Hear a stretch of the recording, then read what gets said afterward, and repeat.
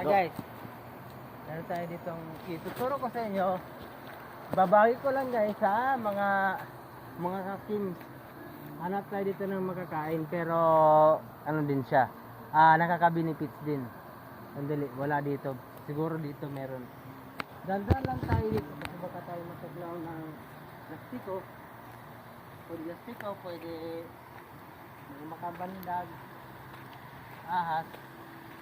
So maghanap din tayo ng mga gagamba. Pero unahin natin yung mga kain natin kasi tayo nagugutom na. At wala kang makakain, survival tips ang gagawin natin. Hindi mo maghanap ako. Ingat lang ha, ingat lang kasi baka tayo dito wala tayong insurance. Dapat tayo magdandahan. Hindi ka dito ako dito? Hindi ka na babatian. Hindi ka punta dito, cameraman? Di na. Saan ko? Kasi nag-aalala din yan. Wala naman ako nag-aalala. Hanap tayo dito makakain. Hindi ako.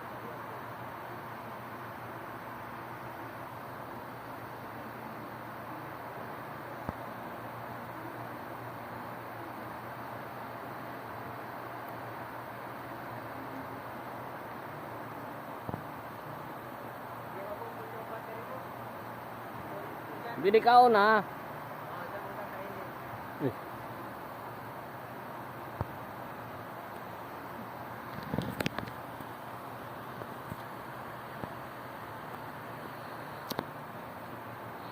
Kakain ka rin.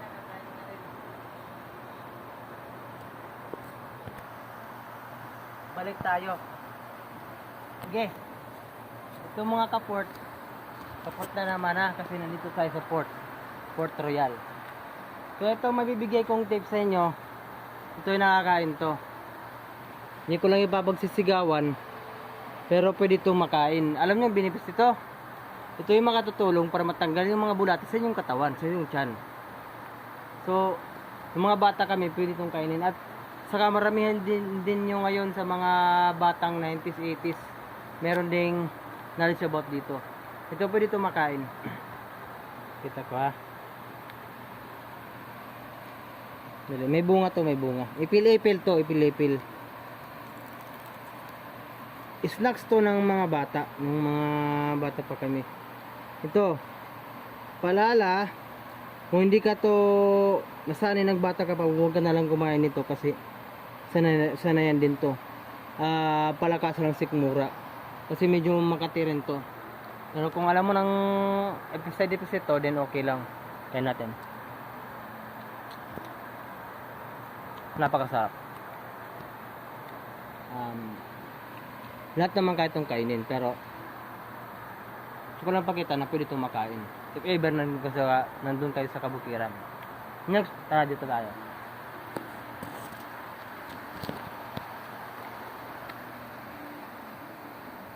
Ito.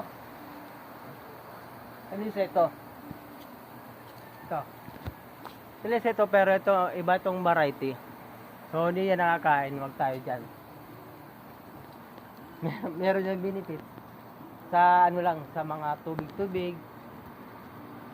Pero huwag na muna tayo dyan. Ito, mangga. Pwede ito makain. Napakapait ka lang to, pero hanap tayo ng pinakamaliit na udlot. Sa amin udlot. Ito. Pwede itong kainin. Huwag lang ganito. Pwede itong pangsangkap sa mga lechon. Lechon. Lagay ito sa ilalim ng lechon para mas lumaki yung lechon ninyo. Tapos may aroma din ito pampabango at pampasarap sa ating mga lechong. Kahit manok, baboy man yan, kain natin to. Very good. Tara, dito tayo. Pait. Hindi naman yan makakaparong sa ating katawan. Ito. Benefits nun, siguro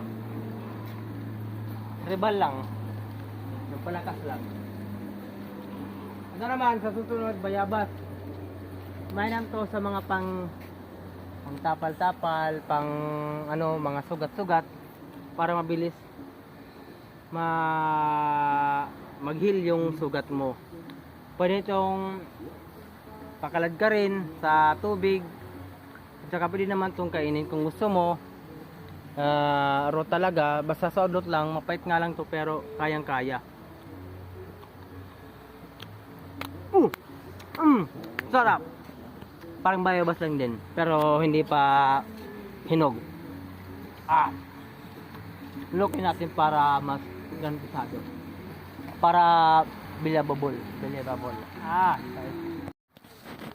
Okay mga kaport, andito naman tayo nagbabalik. At dahil nga sa wala tayong makakain dito na pwedeng makain, inim muna tayo ngayon. Pero yun lang muna yung kalaman natin. Sa susunod, meron pa tayong mapagpatuloy.